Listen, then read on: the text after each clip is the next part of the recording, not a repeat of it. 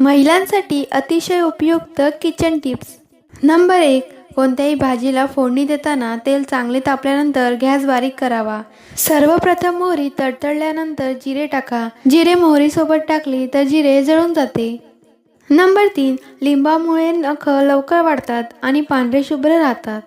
Number 3, दह्याची लस्सी करताना पाणी न वापरता दुधाचा वापर केल्याने लस्सी स्वादिष्ट होते।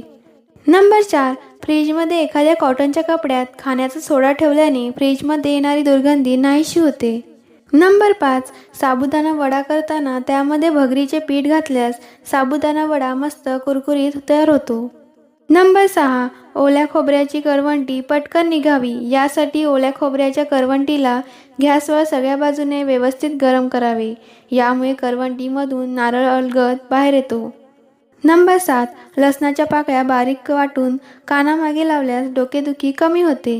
नंबर 8, दुधाची साय मिक्सरमध्ये फिरवत असताना त्यामध्ये थोडी साखर घालावी, त्यामुळे लोणी जास्त निघते। नंबर 9, काळ्या मसाल्याचं वाटण भाजत असताना खोबरे जास्त काळपट भाजू नका, त्यामुळे खोबऱ्यातील तेलकटपणा कमी होतो।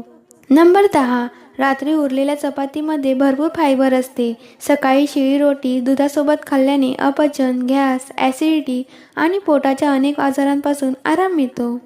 नंबर 11, कानात मळ झाला असेल तर रात्री झोपताना मोहरीच्या तेलाचे 2-3 थेंब कानात टाकल्याने सकाळी मळ बाहेर येतो। नंबर 12, जर तुमचे हात नेहमी थंड असतील तर तुमच्या शरीरात रक्ताची कमतरता असू शकते। नंबर 13, कोथिंबिरीचा रस डोक्यावर टक्कल पडलेल्या ठिकाणी लावल्यास डोक्यावर केस यायला सुरुवात होते। नंबर 14, झोपण्यापूर्वी कोमट पाणी पिल्याने किडनी स्वच्छ राहते। नंबर 15, सकाळी नाश्ता झाल्यानंतर एक वेलची चघळल्याने दम्याचा त्रास होत नाही।